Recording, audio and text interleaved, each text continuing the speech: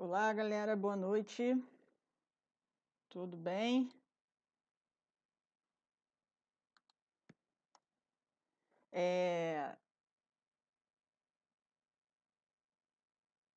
Vejam se vocês estão me escutando bem, se está audível. Tô falando e tá dando para ouvir. Acho que a minha câmera está travando um pouquinho.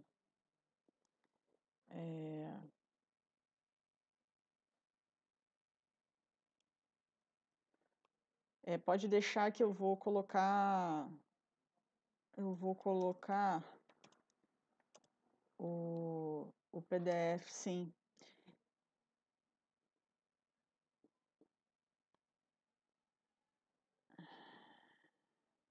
Então, todo mundo me escutando? Tá, ouvindo bem. Show. Então, beleza. Então, vamos começar hoje rápido, porque não deu tempo de eu terminar citoesqueleto na última aula e, vamos, a gente tem coisa para falar. Então, eu vou começar a aula de hoje pulando a parte de citoesqueleto e indo direto para a aula de transporte de membrana. Por quê? Porque é uma aula que se conecta muito com a última aula que a gente viu, tá? Tá baixo, tá. Eu vou colocar aqui o microfone, então, no máximo. Acho que vai ficar bem alto aí para quem já está com o microfone. Pronto. Botei meu microfone está no máximo, tá? Então, vamos lá. Então, a gente tem a aula 11, tá? Que é a aula do... Eu vou botar aqui a apresentação na tela. Que é sobre transporte de membrana. E é uma aula bem bacana, que ela tem muito a ver com a última aula, né? A gente vai continuar falando de membrana e celular, que é uma estrutura bem complexa. Vocês viram que a membrana tem a ver com a sinalização da célula e tudo vai estar ali, vai estar tudo interligado, né, de certa forma, com as proteínas que estão inseridas ali, e essas proteínas elas servem para várias coisas, como a sinalização e como o transporte de membrana. Então a gente, tipo, tá na mesma região ali, falando praticamente do mesmo assunto, tá?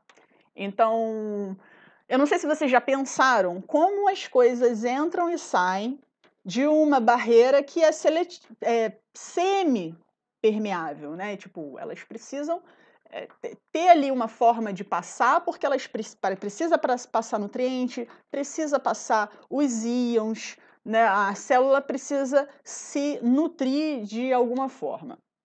Então, tudo isso vai estar relacionado às características físico-químicas das bicamadas lipídicas. Então, a gente tem vários fatores que vão interferir em como as moléculas vão passar para dentro. E uma dessas características são os fosfolipídios, que vocês já viram lá na aula de membrana com o Gabriel.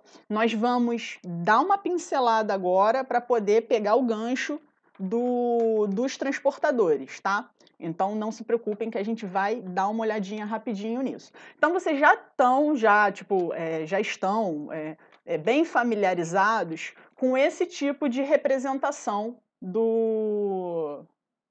Eu vou botar aqui um laser pointerzinho vermelho, cadê? Aqui, esse negocinho vermelho. Então, vocês já estão familiarizados com essas representações, que são representações estáticas de uma coisa que é muito difícil de ver, porque é muito pequeno, né? Tipo, a gente precisa de um microscópio de elétrons para estar conseguindo visualizar essas estruturas. Então, às vezes é muito difícil a gente imaginar na nossa cabeça como isso tudo está integrado, né? Então, eu sou uma pessoa que preciso desenhar um cartunzinho na cabeça para conseguir absorver toda essa matéria que a gente estuda de biologia, como a vida funciona. E para mim sempre me ajudou muito esse tipo de representação, que são os GIFs, né, da internet. Hoje a tecnologia ajuda a gente a estudar esse tipo de coisa.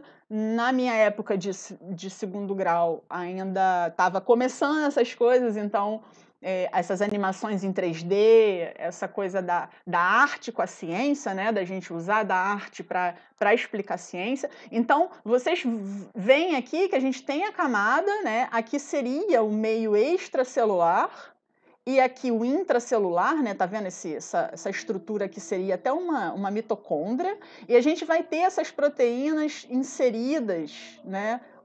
Fazendo um canal, né? Um lugar de transporte. E a gente tem outros GIFs também, né? Esse daqui mostra como seriam os transportadores, né? Essas coisinhas pequenininhas, sinalizando que são íons ou partículas pequenas, tá? Então, eu gosto muito dessas animações, eu botei aqui para vocês. Esse foi um dos motivos por eu não ter colocado essa aula em formato de PDF, porque tinha essas animações, tá? Mas, como vocês estão vendo aqui agora, quando vocês olharem o PDF, isso vai estar meio que estático. Mas tudo bem, vou botar o PDF lá e vocês já viram que essas coisas estão animadas dessa vez. Eu achei melhor para a gente conseguir compreender essa coisa que acontece ao mesmo tempo. Então, a membrana ela tem a função de proteção de revestimento, permeabilidade seletiva, composição de fosfolipídios, tem proteínas integradas, tem proteínas periféricas, tem carboidratos, tem colesterol, tem várias coisas inseridas nela ali. É um mosaico fluido. Então, o modelo mosaico fluido é o que a gente praticamente mais aceito nessa coisa da visualização da membrana celular, tá? Sim, essa aula vai ser gravada e disponibilizada no canal do YouTube do pré-vestibular, tá? Então, essa membrana ela vai ser responsável pela troca entre o meio intracelular e o extracelular, a manutenção da homeostase dessa célula e da sinalização celular. Então, a membrana praticamente é quase tudo, né? Tipo, ela tem um papel muito importante, evolutivo nessa coisa da conversa celular, certo? Então, eu tenho aqui, botei esse link, não consegui inserir essa animação, vou estar mostrando essa animação direto na página, numa página da web, tá? Então, aqui, todas as células são envolvidas por membrana. Essas bicamadas lipídicas, a gente tem aqui os ácidos graxos, tá? Insaturados, saturados, formam essas caudas. Essas caudas formam a bicamada lipídica, onde a gente tem fosfolipídios, a gente tem as unidades que dão carga, a gente tem essas caudas de ácidos graxos voltadas para dentro, formando um meio hidrofóbico. Aqui a gente tem as partículas de água, tá? Que ficam para o lado extracelular e lado intracelular. A gente tem as colinas, então a gente vai ter vários tipos de fosfolipídios ali inseridos que vão participar desse arranjo da membrana. Tá? É uma animaçãozinha. Aqui explica, né, balsas lipídicas, onde vai ter certas proteínas juntas ali numa região. Glicolipídios. A animação está um pouquinho lenta. A gente tem o colesterol. Então, essa animação é muito legal. Vocês vão ter esse link, tá na aula, então vocês podem acessar de novo. Então, o que vai atravessar de forma permeável, porque partículas que são hidrofílicas, elas passam pela membrana, porém, elas passam muito lentamente. Elas passam de forma lenta, porque você precisa de uma certa força, né, molecular para entrar nessa membrana. Então, a gente tem aqui a dispersão dos gases na membrana. O oxigênio e o dióxido de carbono, eles passam por essa membrana, né? Eles fazem a troca. E é assim que a gente vai ver como as hemácias recebem o oxigênio nos pulmões, né? Mais lá na frente da aula, a gente vai ver com detalhes isso. Então, o que vocês precisam anotar é os gases passam a membrana da célula. Então, oxigênio e dióxido de carbono são permeáveis à membrana celular. O que não atravessa, com asterisco ali, que na verdade essas pequenas moléculas polares, elas só vão atravessar muito lentamente, elas precisam de um canal para passar em quantidade. Então, o hidrogênio, o sódio, o potássio, o magnésio, cálcio, cloro e a própria água, eles vão precisar de um canal, embora tenha uma ali observação na água, em que a água ela passa. Mas a água, ela vai ter uma explicação sobre o processo de osmose para essa água passar. Temos canais específicos para a água. Porém, nós temos um processo chamado osmose que influencia na perda de água que a célula sofre. Então, vamos ter as proteínas inseridas nessa, né, a proteína que é um arranjo de aminoácidos, é bem grande, todos esses detalhes estão em texto nessa animação, tá? E aqui a gente vai ter, aí a animação precisa terminar para eu poder passar. Essas proteínas vão estar inseridas, olha, entre essa membrana. E aqui um exemplo da bomba de potássio bombeando potássio para dentro e essa inserção da proteína na bicamada lipídica. Então, aqui termina a nossa história e esse link está aqui depois para vocês poderem usar, tá? Então, o que é o transporte, como ele é separado, caracterizado e como isso vai ser abordado nas provas, né? Então, primeiro de tudo, é separado em dois grandes grupos, que é o transporte que vai acontecer de forma sem perda, sem gasto de energia, que vai ser a difusão ou transporte passivo, que dentro disso vai estar o processo de osmose, a difusão simples e a difusão facilitada. E o transporte que gasta energia. Se gasta energia, gasta ATP, adenosina trifosfato, né? É a abreviação, essa palavra grande, é o que a gente chama de ATP. Adenosina trifosfato, que é a nossa molécula energética na célula, a gente usa muito isso para várias coisas. Então, transporte ativo gasta ATP. Então, vamos começar falando da osmose. A osmose vai ser, basicamente, o deslocamento da água através da membrana plasmática. E aqui vocês vão ver que tem um textinho aqui. A água vai se deslocar através de uma membrana semipermeável dos locais com menor concentração de soluto. Então, onde você tem uma menor concentração, né, do soluto, ela vai para onde tem maior concentração de soluto. E como é que a gente vai ligar isso com coisas que a gente conhece, né? Como é que a gente vai visualizar esse processo acontecendo? Vamos chamar o solvente de água, tá bom? Então, o nosso solvente aqui é água. O nosso soluto aqui vai ser sal, tá? Então, aqui, primeiro becker, né? Temos uma hemácia em volta de água com partículas de sal. Então, na primeira figura, você tem 1, 2, 3, 4. Você tem 1, 2, 3, 4 bolinhas de sal. Isso quer dizer que a gente tem ali uma homeostase. Temos uma concentração igual. Então, tá tudo bem. A hemácia tá ok. Minha cara tá em cima do texto. Espera aí que eu vou sair de cima do texto. Pronto. Já saí. Então, beleza. Vamos voltar aqui para a janela. Prontinho. Nosso segundo becker, a gente vai ter aqui, no lado de dentro da célula, esse aqui é o lado de dentro da célula, 1, 2, 3, 4 bolinhas de sal. E do lado de fora, a gente tem muito sal. Então, isso quer dizer o quê? Que eu peguei um becker com muita água e sal e botei uma hemácia ali dentro. Então, o que vai acontecer com a água de dentro da célula? Ela vai sair e vai para o lugar onde tem maior concentração de sal. Então, essa célula vai perder água para o meio. Vai acontecer um processo de perda de água para esse meio extracelular, tá?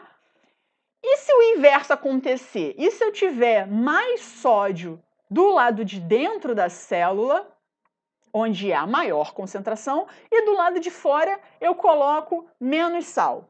O que vai acontecer é que a água ela vai, por osmose, para o meio mais concentrado de soluto. Então, ela vai entrar dentro da célula e isso vai acontecer, isso aqui, que vai superidratar a célula e ela pode até vir a estourar se entrar muita água ali naquele ambiente. Então, quando a gente fala de homeostase, a gente procurar homeostasia, a gente precisa de quê? De um ambiente controlado em relação ao soluto, tá?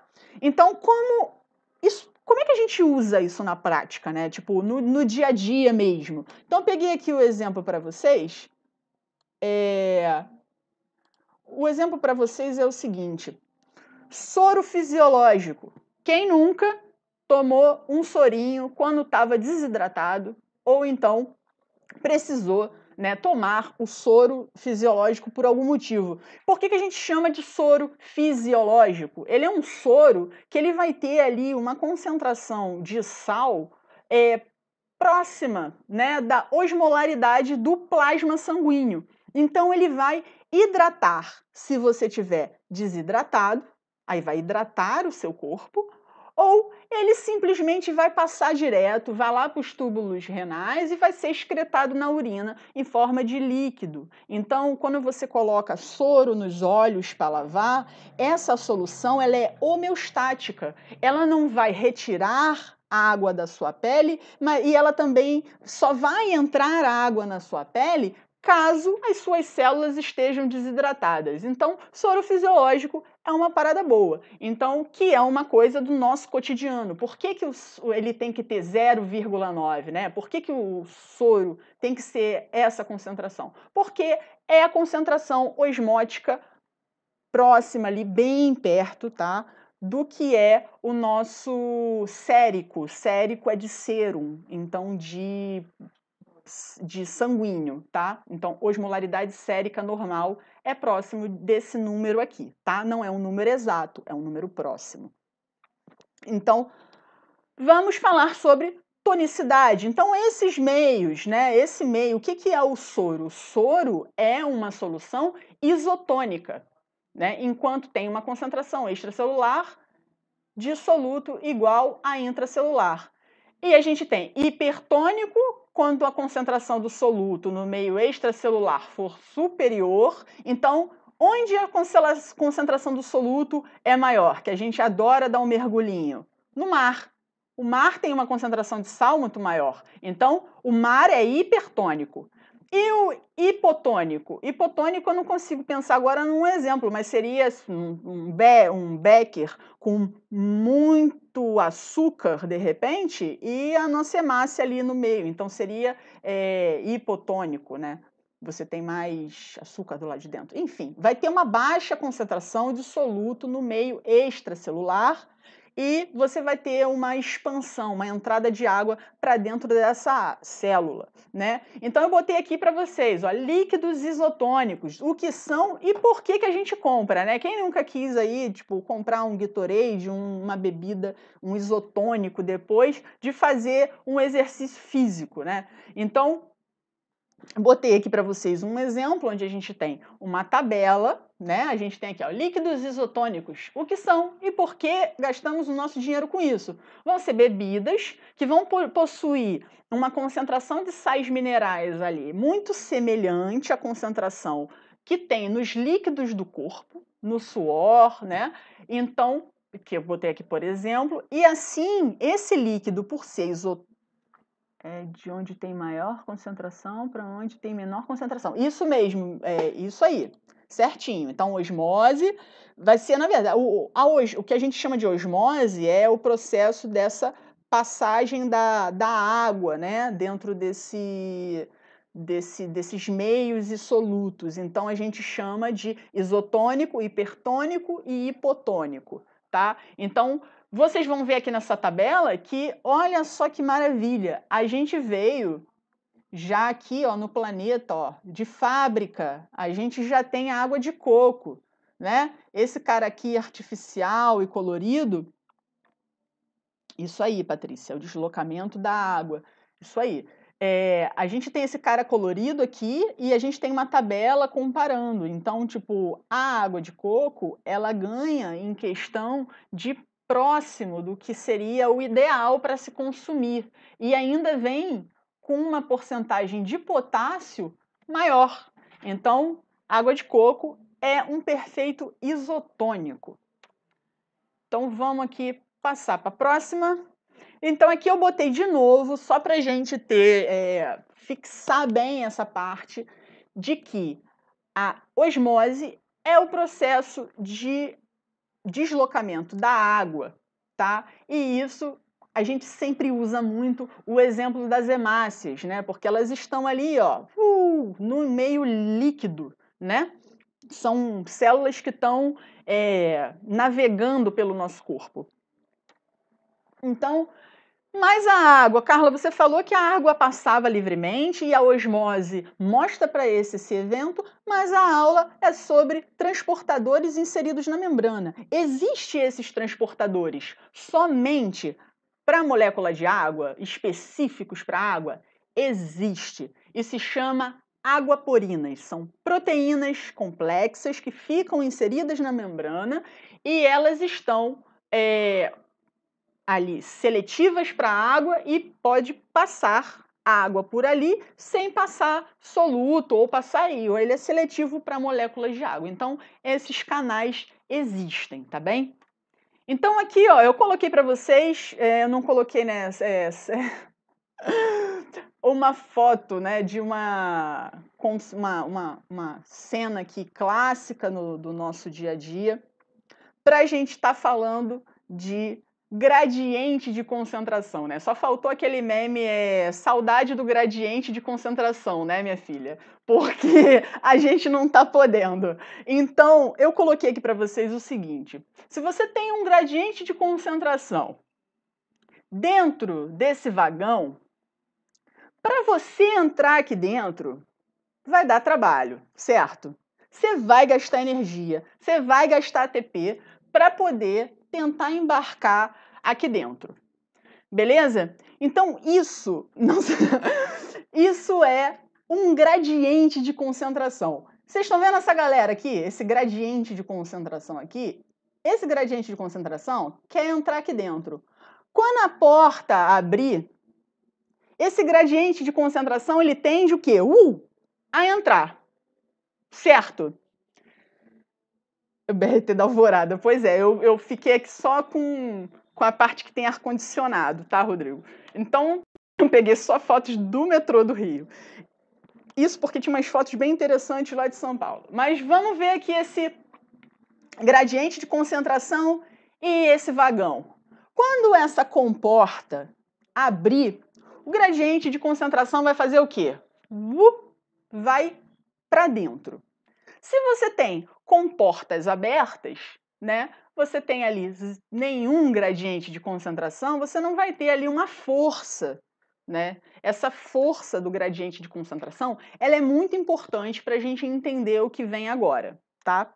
Então, a difusão simples. Então, a difusão simples é um tipo de transporte passivo, você não faz força nenhuma, como seria para entrar naquele vagão vazio, você não faria força nenhuma para entrar, né? Ou você está muito concentrado e aquilo te leva, né? Você vai ali, né, no balanço da galera, como acontece no BRT, por exemplo, né, aqui do Rio, ali na Alvorada, você vai no balanço, você não pega nem fila.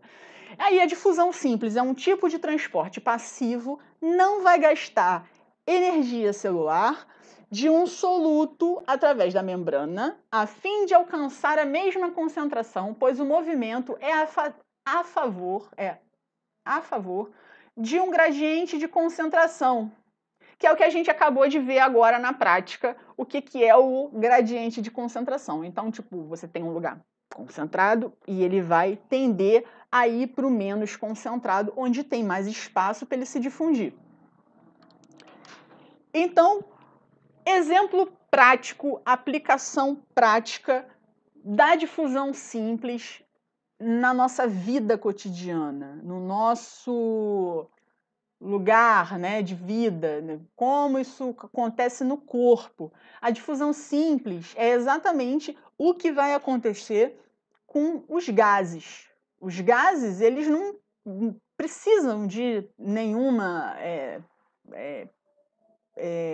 gasto de energia para se difundir, então a difusão é um movimento espontâneo dos gases, sem o uso de energia ou esforço por parte do corpo. Então, quando a gente enche os pulmões, esse gás ele vai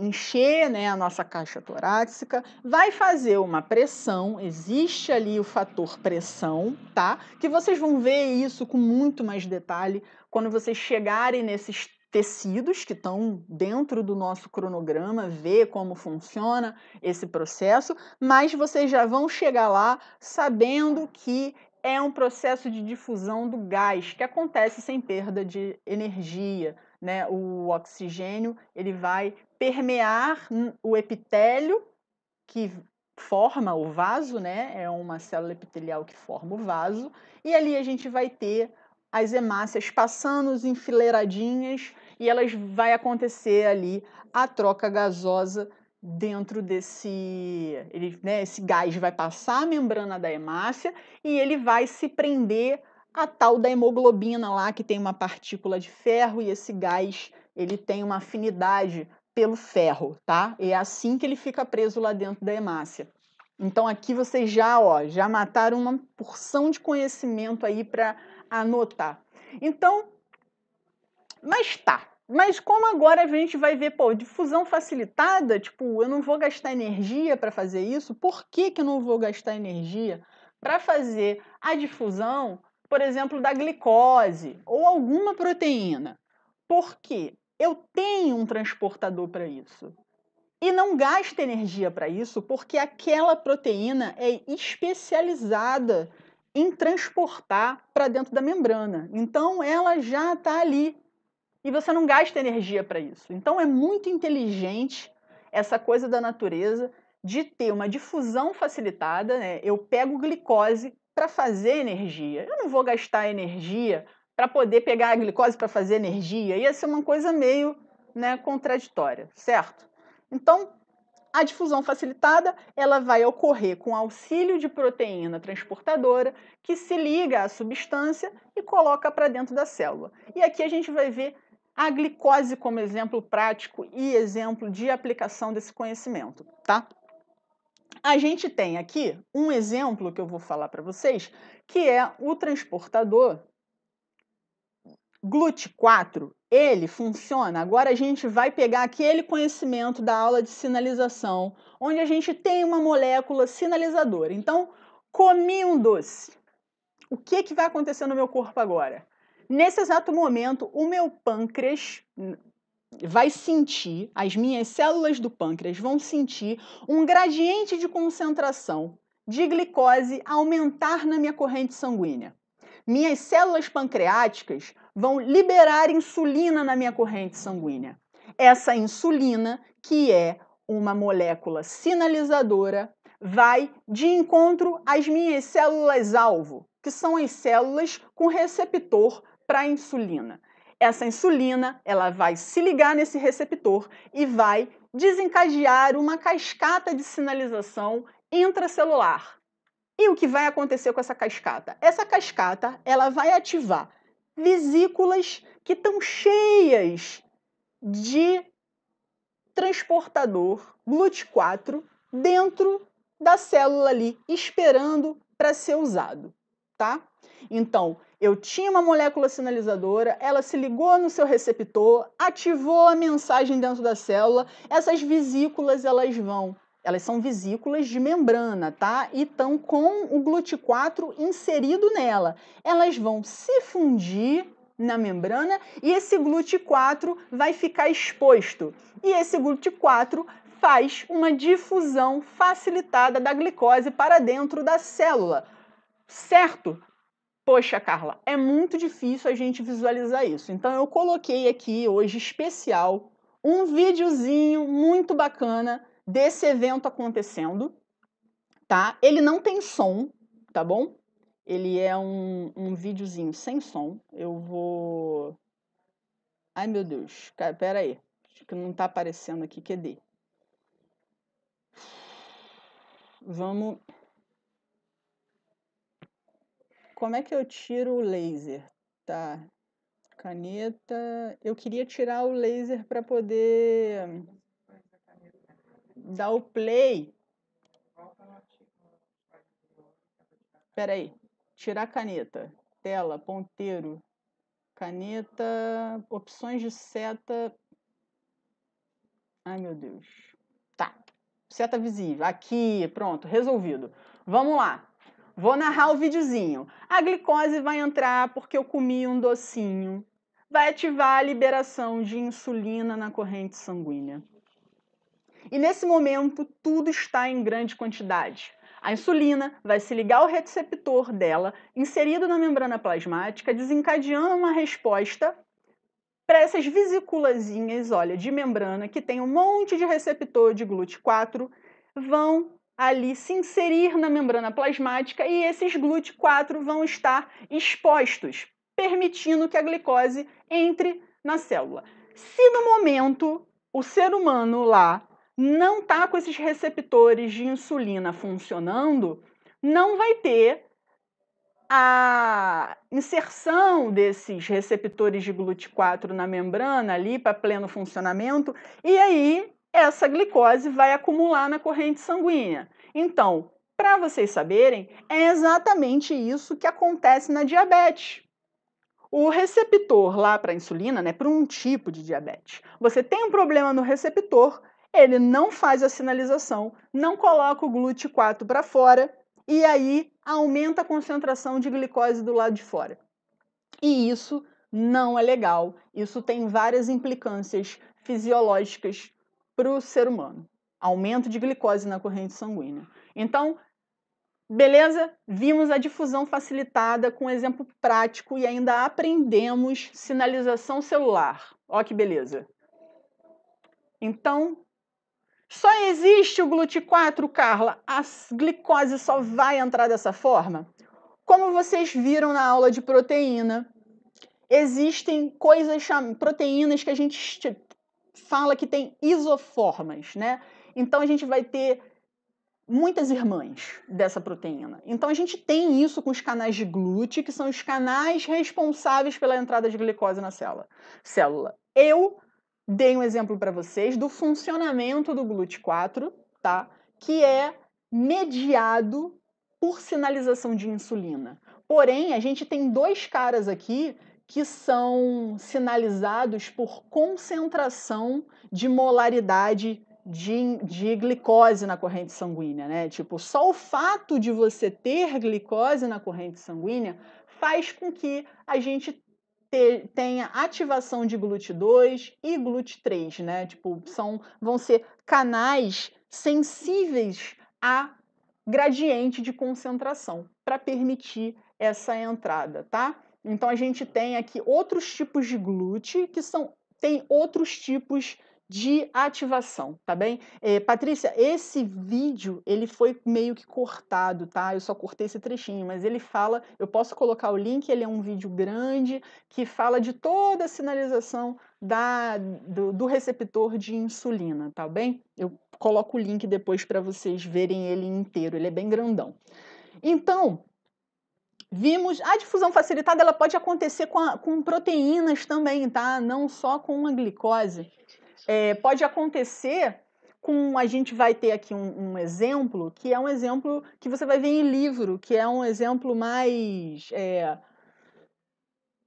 para tudo, né? Tipo assim, você tem um soluto, né? E você tem ali um transportador para esse soluto, E essa proteína carreadora, ela vai mediar esse transporte passivo, porque o ligante é específico para essa proteína, e aí essa proteína, ou molécula, uma partícula, ela vai permear, tá bom?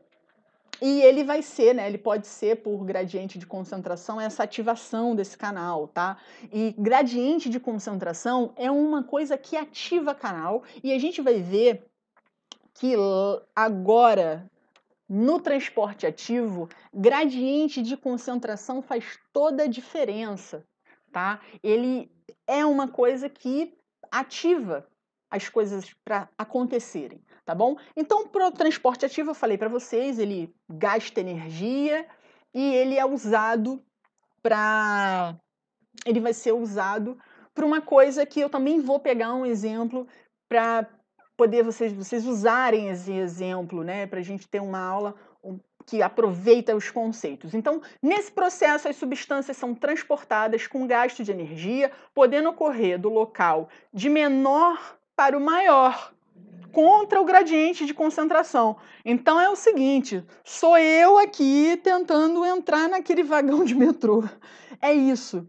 Eu sou uma partícula só e eu tenho que entrar de volta. Eu tenho que entrar ali, eu vou gastar energia, eu preciso entrar. Então, é isso que vai acontecer nesse momento.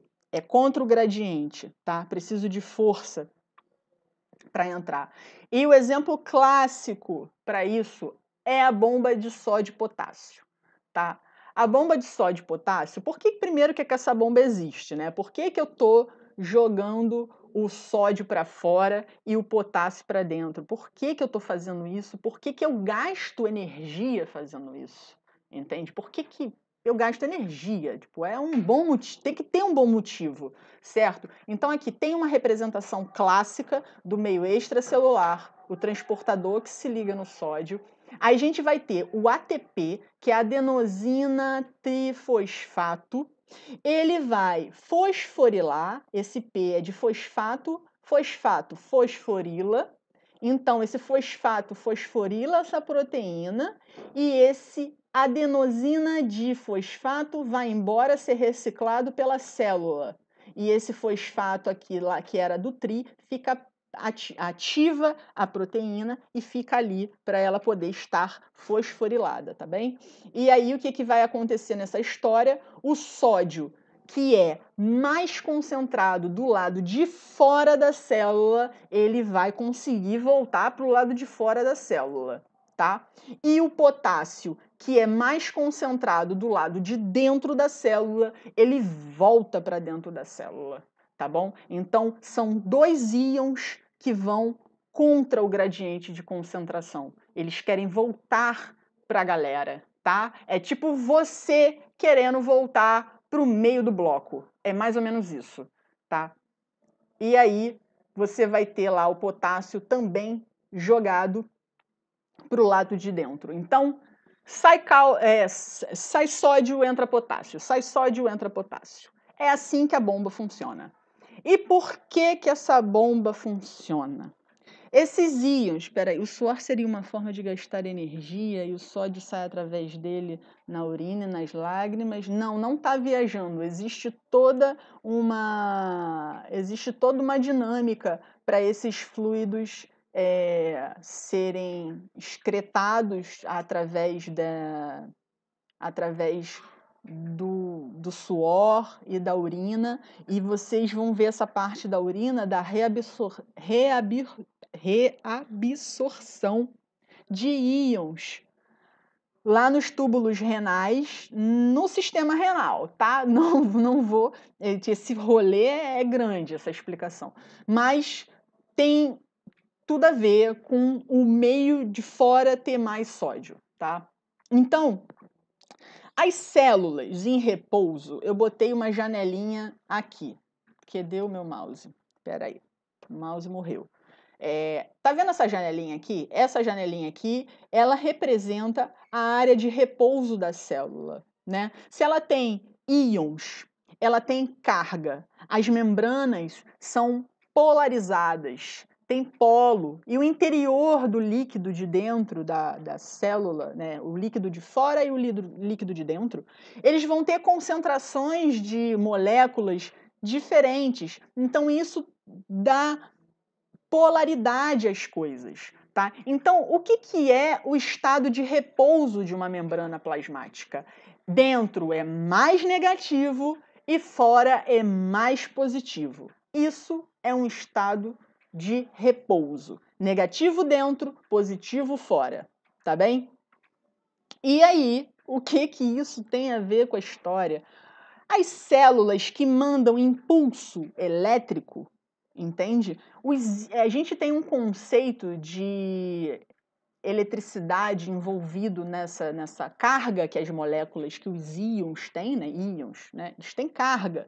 Então, isso tudo influencia, tá? Então, você tem não sei se vocês já ouviram falar alguma vez sobre os impulsos elétricos dos neurônios, né? Tem algumas células nossas que usam o impulso elétrico para mandar sinalização, tá? E aí a gente pega muito o neurônio, porque o neurônio é uma célula que, pô, cara, ele é o axiônio, o prolongamento do corpo celular, né, onde a gente chama de corpo, onde tem o núcleo da célula, ele vai ter que mandar essa mensagem por quilômetros dentro do nosso corpo, né, como se fosse aqui da cabeça, pela espinha dorsal, para mandar o seu dedinho mindinho do pé dobrar.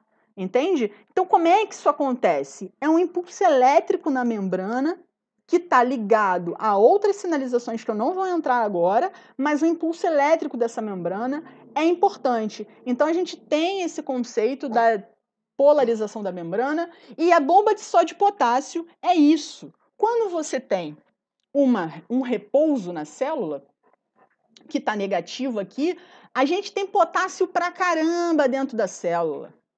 Muito, muito potássio, muito potássio. E do lado de fora a gente tem muito sódio.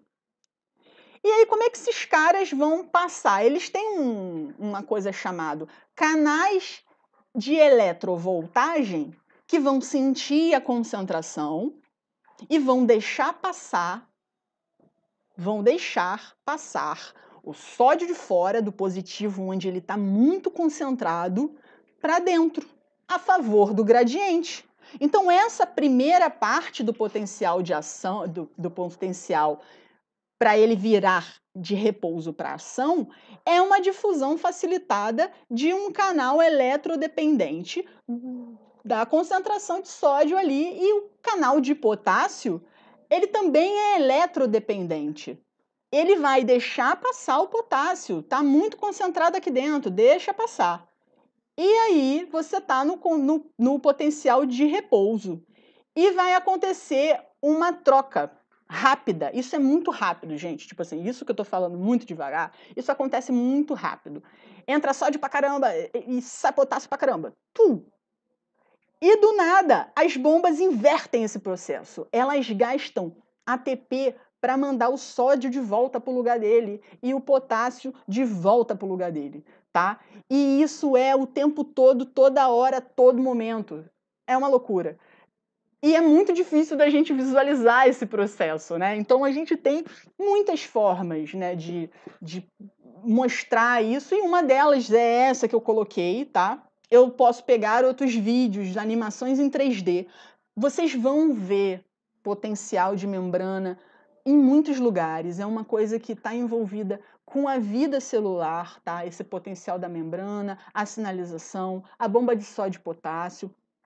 E aí vocês vão entender que você usa difusão facilitada, que tem transportador, a favor do gradiente para acontecer o primeiro momento dela, e vocês vão usar o conceito de transporte ativo para o segundo momento da bomba de sódio e potássio. O segundo momento onde precisa fazer a parada ao contrário, onde precisa mandar os caras para o meio do bloco, tá bom? Então, botei aqui um texto, né? Um texto clássico, então vocês vão achar o que está escrito aqui em qualquer lugar, onde você tem, quando você tem entrada facilitada, você gera um potencial de voltagem, tá bom? E quando você faz o processo inverso, você também gera voltagem, e isso é um impulso elétrico, tá bom? Então, tá aqui uma coisa estática para a gente ver que tem mais sódio fora, temos potássio dentro. Aqui no cantinho desse desenho é legal porque você tem as concentrações, mais sódio, mais potássio, menos potássio. E aqui você, ó, trifosfato, e aí você deixa uma bolinha dessa, que era um fosfato, vira difosfato, ele vai ser reciclado, tá bem? Nada se perde no mundo celular, tudo se recicla. Isso também é um conceito bem legal de se lembrar. A célula não joga nada fora. E aí vocês vão ter aqui uma animação que é para deixar esse conceito bem estruturado, que é o funcionamento da bomba, tá bom? Isso é, se eu explicasse só a bomba, não ia fazer sentido. Por isso que a gente acabou de ver potencial de membrana junto nesse samba, tá? Porque só faz sentido eu fazer isso contra o gradiente de concentração se a célula for usar isso para alguma coisa, porque senão eu não preciso gastar, eu não precisaria gastar energia, né? ATP é uma parada muito, é uma molécula ouro, entende? Tipo, você precisa muito dela, é energia, é gastar ATP. Gastar ATP com alguém, a pessoa tem que ser especial. Então, texto clássico, bomba de sódio e potássio está diretamente ligada aos processos de contração muscular, tá vendo? Outra célula que usa potencial de membrana para contrair, condução dos impulsos nervosos, como eu falei. Então, mas o que seria essa bomba em si? Então, essa bomba em si é uma proteína, é uma bomba, é uma proteína que faz um trabalho ao contrário do gradiente de concentração. É um transporte, a gente chama de bomba, e a gente pega o conceito de transporte ativo para explicar como essa bomba funciona, entende? Tipo, é uma proteína que encaixa sódio do lado de fora, sódio do lado de dentro dela, se liga ali, aí se liga potássio e ela consegue fazer essa troca na membrana, entende? É uma proteína que está inserida. E ela faz esse processo gastando energia. Por isso que ela é uma bomba de transporte ativo, tá? Então, ela trabalha com a manutenção da concentração de potássio no meio intracelular. E é importante para a síntese de proteína, é importante na respiração celular, no bombeamento desse sódio para fora da célula e vai permitir a manutenção do equilíbrio osmótico. Então essa bomba ela participa aí, esse ato dela, jogar o sódio de volta, tem a ver com muita coisa, tá? Então, esse até a próxima é mentira, porque agora a gente vai ver citoesqueleto, tá? Eu vou acabar mudando o título dessa aula, tá bom? Eu vou cortar os títulos, porque essas aulas vão estar arquivadas e quem for procurar não vai entender nada, porque eu cheguei no final e vou falar de citoesqueleto. Então, parte 2 da aula que não deu tempo. Vamos lá que a gente ainda tem muitos minutos e vamos aproveitar. Então, vamos sair aqui, tirar essa apresentação. Sinalização, a aula de sinalização que tem parte 2. Então, com certeza, eu vi que vocês fizeram questões de citoesqueleto. Achei super legal vocês terem pego antes da aula. Não sei se vocês baixaram o arquivo para ver o que tinha de material. Eu acho que a tela está muito grande e eu estou um pouco cortada, né? Eu vou tentar me jogar um pouquinho mais para dentro aqui. Espera aí. vou andar a minha câmera um pouquinho mais para cá. Acho que aqui já vai estar aparecendo. Eu tinha que consertar esse negócio. Acho que vai funcionar. Vamos lá, então. Parte 2, citoesqueleto. Então, eu botei aqui uns bichinhos que se mexia, ele parou de se mexer, não entendi por quê, mas vamos ver. Ah, agora começou a se mexer, olha, eles estão se mexendo. Então, o citoesqueleto, ele... Eu li o material, eu vi que vocês tentaram fazer, e eu não coloquei limite para fazer aquelas questões, então se vocês quiserem refazer, fiquem à vontade. Essas questões que eu coloco, elas são mais para fixar mesmo, tá? Contar ponto é legal, o professor gosta, mas eu acho que fixar aquelas questões são questões que eu tiro de outros vestibulares, tá? São questões que eu pego no banco da internet, então pratiquem todas elas e busquem também na internet sobre essas questões, né? Então, o citoesqueleto, ele não é o citoesqueleto igual ao nosso esqueleto. Nosso esqueleto, ele é uma coisa rígida, e que bom, né? Porque senão a gente ia ser um bando de amoeba. E ele é um conjunto de elementos que, em sintonia, é responsável pela integridade estrutural das células e uma ampla variedade de processos dinâmicos. E o que isso quer dizer? Contrariamente ao esqueleto ósseo dos vertebrados, a estrutura é altamente dinâmica das células, né? O citoesqueleto é altamente móvel. A célula desmonta e monta e faz ali eu não sei para onde está a minha câmera, e faz ali o seu movimento, e isso é muito importante, esse movimento celular. A célula, ela precisa o tempo todo estar fazendo os seus movimentos. Por quê? Porque ela precisa se dividir, porque ela precisa movimentar as suas organelas. Então, poxa, as organelas, elas se movimentam, cara. Elas se movimentam muito, na verdade.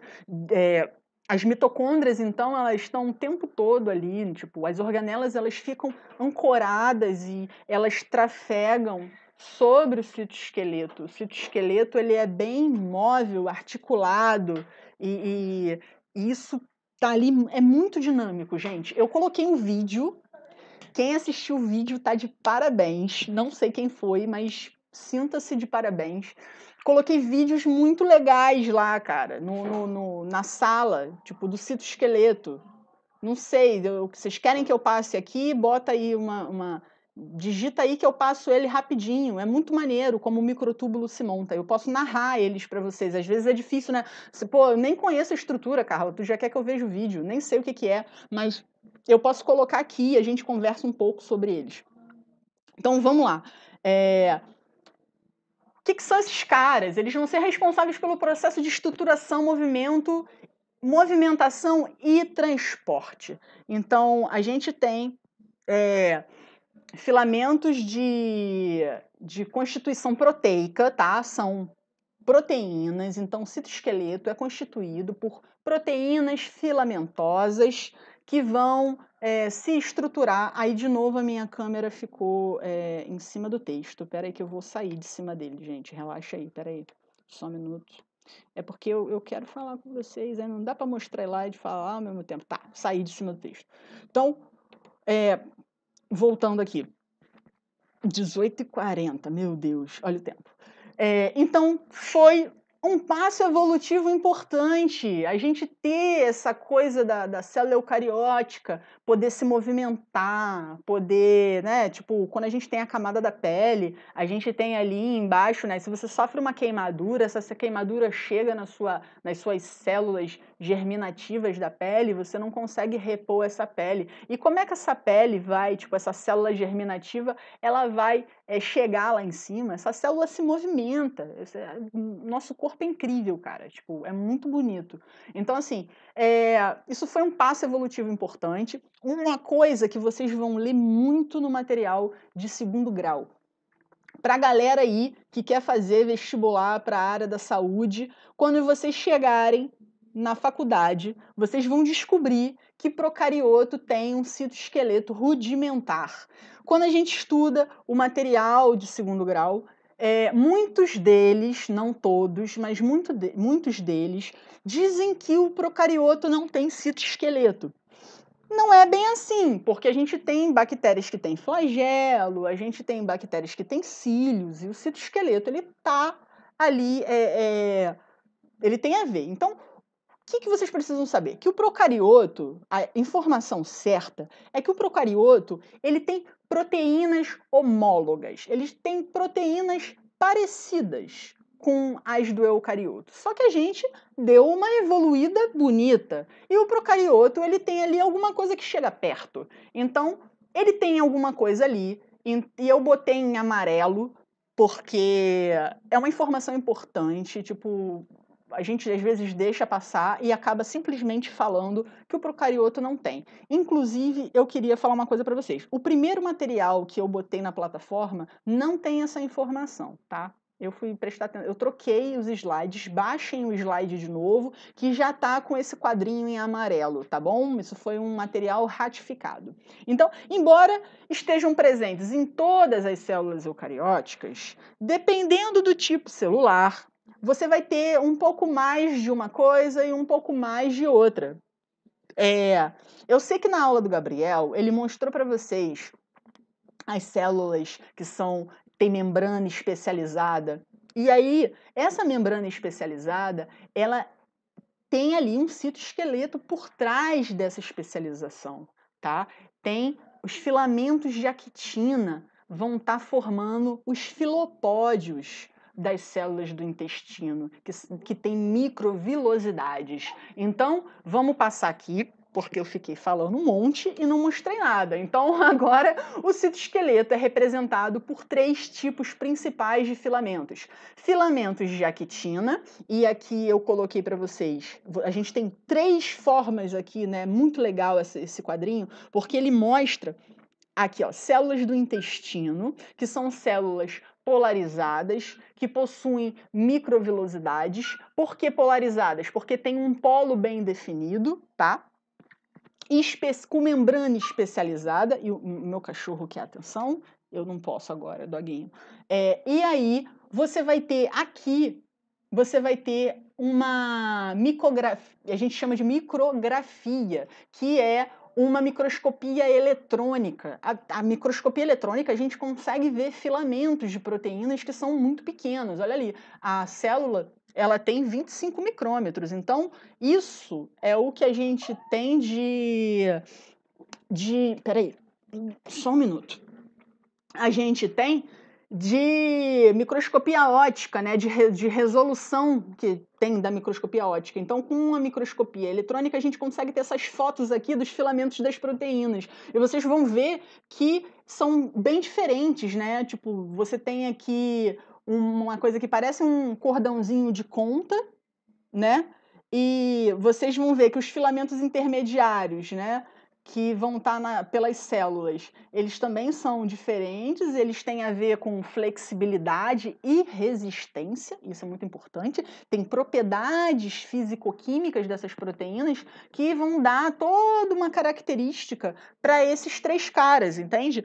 Então, os microtúbulos, e eu vou assim, falar para vocês que eu gosto muito deles, eles são muito bonitinhos.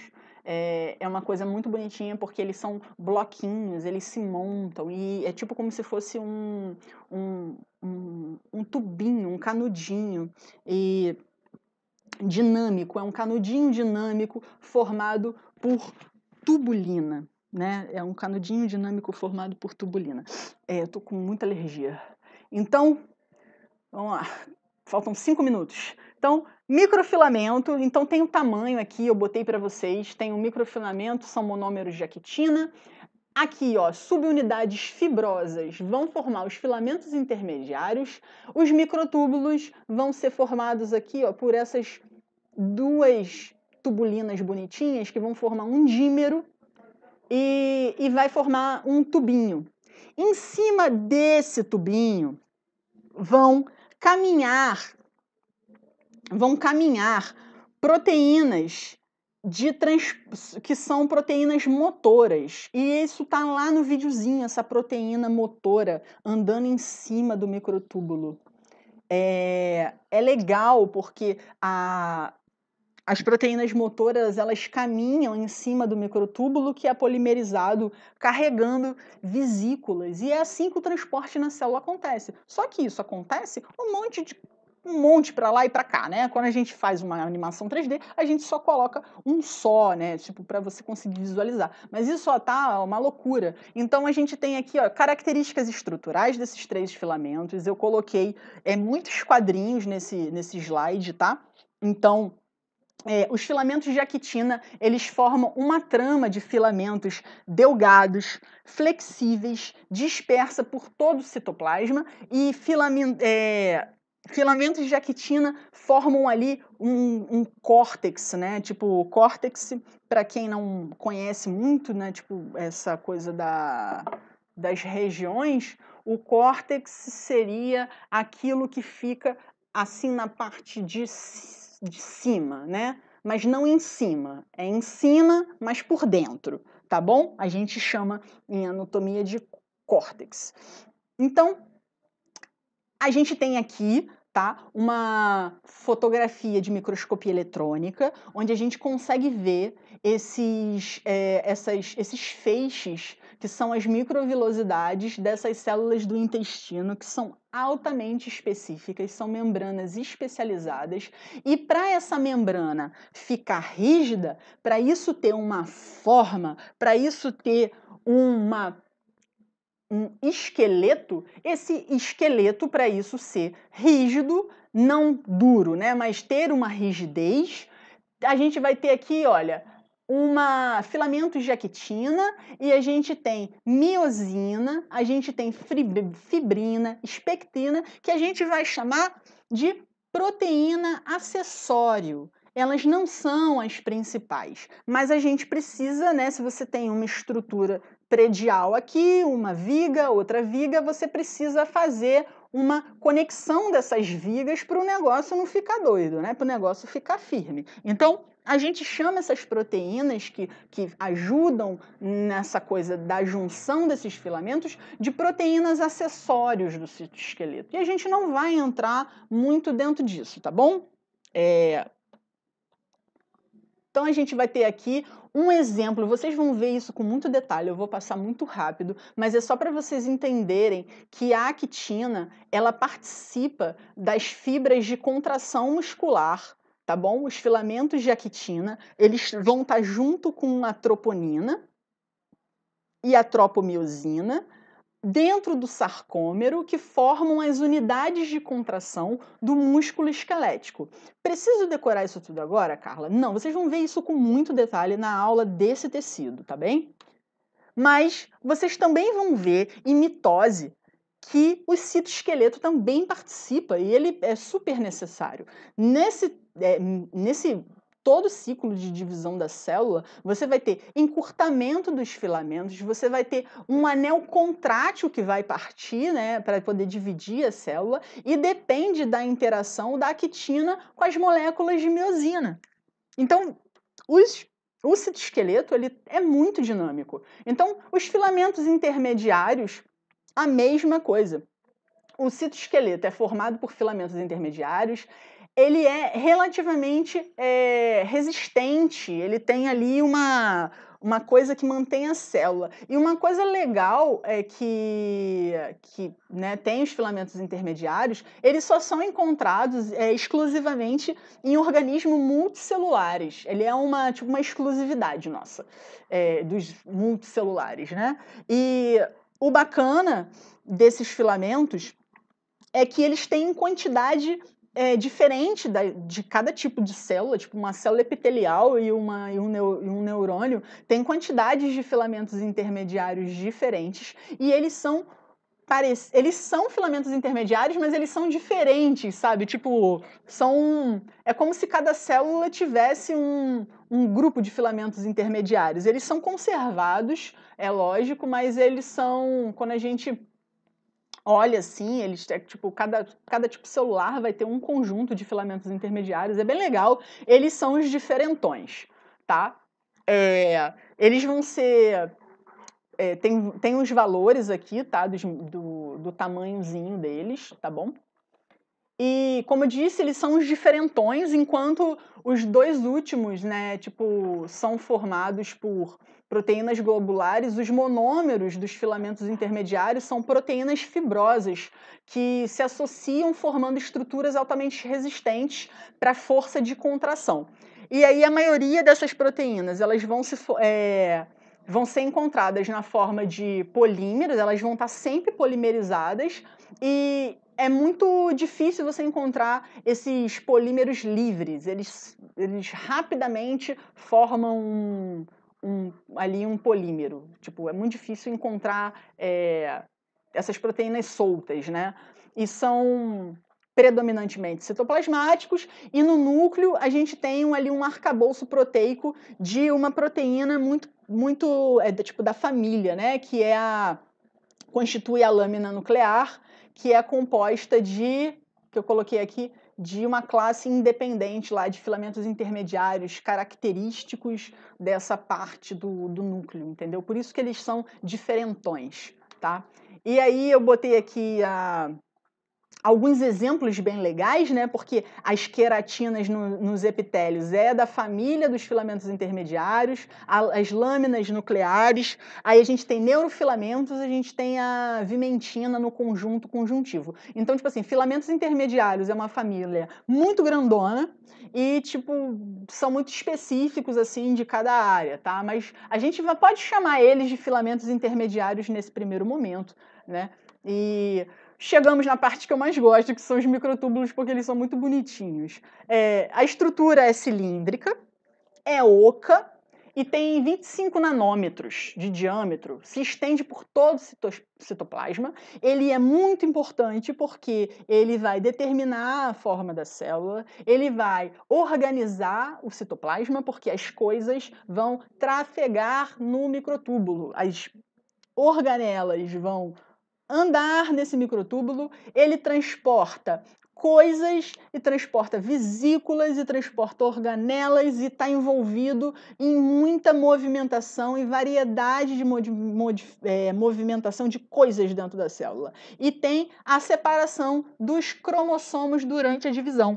Então, quando os cromossomos separam, né, fazem assim, o microtúbulo é o cara. Ele é complexo, tá? Ele é muito bonitinho. Ele vai aqui, ó, se polimerizando, tá? Ele é um dímero, tá vendo? Ele tem uma proteína aqui, outra proteína aqui, a alfa-tubulina, beta-tubulina, forma um dímerozinho. Esse dímerozinho vai se polimerizar, que a gente chama, tá? E vamos falar sobre uma parte da divisão rapidinho. Eu tenho alguns minutos, não sei, tá todo mundo aí ainda, então vamos embora. O centrosoma é o principal centro organizador de microtúbulos na maioria das células. Então, a gente vai ter um centro organizador desses caras, né? E a gente vai ter da onde brota esses fios, né? Essas estradas vão sair dali, de uma estrutura chamada centríolos. Então, a gente vai ter ali, só lembrando que centríolo é a organela, centrosomo é a região do citoplasma, que é aqui, ó, em volta do centríolo, e o microtúbulo vai brotar desse cara aqui, tá? E isso vai aqui, eu botei as proteínas motoras, tá bom? Que vocês podem olhar com calma depois, mas vamos falar do nome delas, dineína e quinesina, tá bom? Elas fazem movimento, elas caminham, né? Caminham em cima do microtúbulo. Isso depende de hidrólise de ATP, se gasta energia para fazer tudo isso. E cílios e flagelos. Então vamos lá, cílios e flagelos. Onde tem cílios, onde tem flagelos? Cílios, estruturas que a gente pode chamar de estereocílios, que estão presentes aqui, ó, aquele muco, né, aquele ranho que a gente tem quando tá, né, tem muco aqui, tá gripado, sai aquilo ali. A gente tem estereocílios ali que fazem esse movimento para esse muco sair do nosso trato respiratório, tá? Então, Isso, no vídeo mostra. E agora o legal é que agora vocês vão assistir esse vídeo de novo. Prometam para mim que vocês vão assistir os vídeos que eu coloquei de novo, tá bem? Que vocês vão conseguir identificar que todo mundo dentro da célula, a vesícula, as motoras, as proteínas motoras, o microtúbulo, tenho certeza que vocês vão conseguir identificar. Então a gente tem algumas projeções plasmáticas, né? Tipo, em células livres, né? Então, o que é uma célula livre, né? Um eucarioto livre? Eu vou usar o exemplo de um protozoário, que é um eucarioto, que a gente chama de, que não é um eucarioto superior, que nem a gente chama de tripanossoma tídeo. Então a gente tem o tripanossoma cruzi, que causa doença de Chagas. Ele é um organismo unicelular e ele é um eucarioto. Ele é um cara que tem flagelo. E esse flagelo bate, é um protozoário com movimento. Ele não é um protozoário de vida livre. Ele é uma célula que tem motilidade, tá? Ele não é de vida livre porque ele não vive livre ali na natureza, mas a gente tem outros seres eucarióticos unicelulares que vão possuir citoesqueleto e vão possuir flagelo. Todo mundo aqui já escutou falar em espermatozoide, células dos gametas masculinos, e o espermatozoide ele tem um flagelo, e esse flagelo vai ter movimentação, e isso vai ser ali responsável pelo citoesqueleto. Então a gente tem células que têm cílios, células que têm flagelo, e essas estruturas elas vão ter feixes de microtúbulo, tá bom? Então a gente tem aqui, ó, o exemplo que eu dei das células da traqueia, onde a gente tem muco, tá? Nariz também, tem cílios microscópicos, a gente não vê esses caras a olho nu. E aí eu coloquei aqui que ele é representado, tipo, rapidinho, né? De novo, dando uma pincelada novamente. E consegui terminar esse esqueleto, galera. Tipo, eu sei que eu falei muito rápido, eu vou pedir um tempo para a coordenação para no reforço da semana que vem a gente tirar dúvidas. Então, se vocês puderem pegar o material da aula de sinalização celular, o material da aula de transporte que eu dei hoje e o material da aula de citoesqueleto e anotarem as suas dúvidas, né, façam as questões, a gente faz o seguinte, a gente corrige as questões e a gente tira dúvidas desse material, tá bem? E, por favor, assistam os vídeos são muito legais. Eu tive muito carinho em pegar as melhores animações que eu achei no YouTube, assim, deu bastante trabalho de eu procurar animações que fossem realmente muito boas para a gente conseguir visualizar. Eu coloquei lá um material que ele é em inglês, mas aí vocês ativem a legenda do YouTube, tem como botar esse material legendado, e aí tem como a gente assistir esses vídeos, que é um material muito legal, que é daquela página das Irmãs Amoeba, né? É um material bem didático, tem muita informação, é bem legal, as informações estão todas certinhas, tá? Cientificamente legais, assim. E vocês têm aula de química agora, certo? De nada, cara. Então, vamos anotar aí essas paradas, vamos focar aí essa matéria, ela é muito... Essa matéria é muito importante, tipo, porque são conceitos básicos que a gente vai precisar lá na frente, tá bom? Tipo, a gente vai usar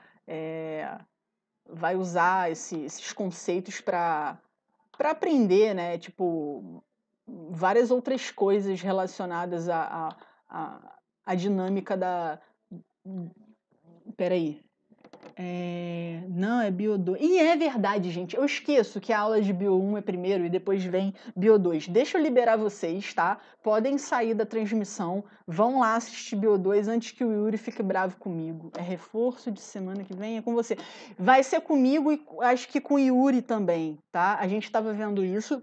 Vai ser dividido, mas eu vou pegar um pedacinho. Então podem anotar as dúvidas de vocês para a gente conversar semana que vem, tá bom? Fechou? Beijo, beijo. Até a próxima.